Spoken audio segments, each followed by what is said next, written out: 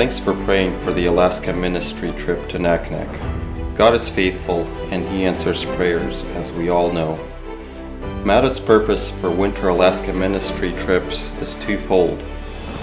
Provide real-world training and experience in cold weather operations for students and staff, and 2, assist and encourage local missionaries, church family, and friends.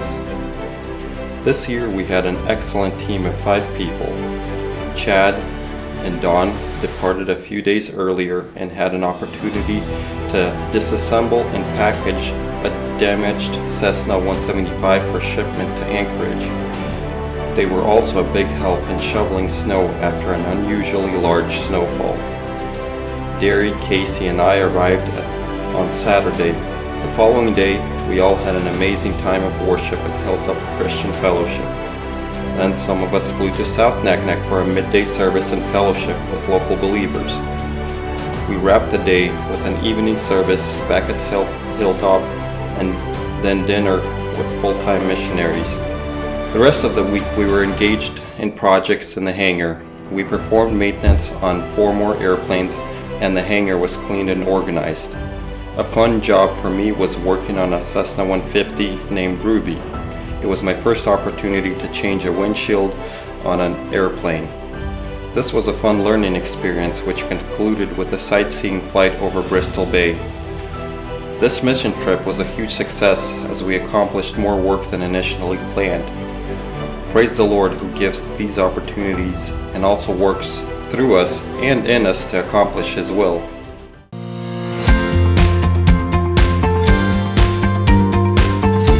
Whenever you fly to Alaska, I just think rugged beauty and God's creation is just amazing. Seeing fox and animals in that harsh environment, it's cold. So it was awesome just to fellowship with all these guys. And this is Jeremy's normal look when I'm working on something. He's like, please just stop, drop the tools and walk away. Last time I was up there, we didn't get to fly at all, but we got to fly to South Naknek International Airport. And so that was pretty special. And I got to do the takeoff and landing on a Cherokee 140, which felt like drinking out of a fire hose. Vitaliy and I went for a nice little walk and walked back. It was like a mile to the church. And there are palm trees in South Naknek. This is a mega church in South Naknek. I've never been to a mega church before, but it was really cool to get over there once.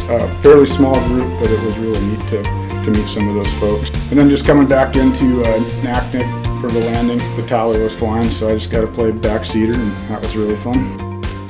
Alaska can feel pretty remote and have a kind of a feeling of spiritual darkness, but I also really did feel a lot of spiritual warmth, just people at the church and warm hearts, people chipping in to help each other out, and Les and Rhonda and those people, man, just hearts of gold.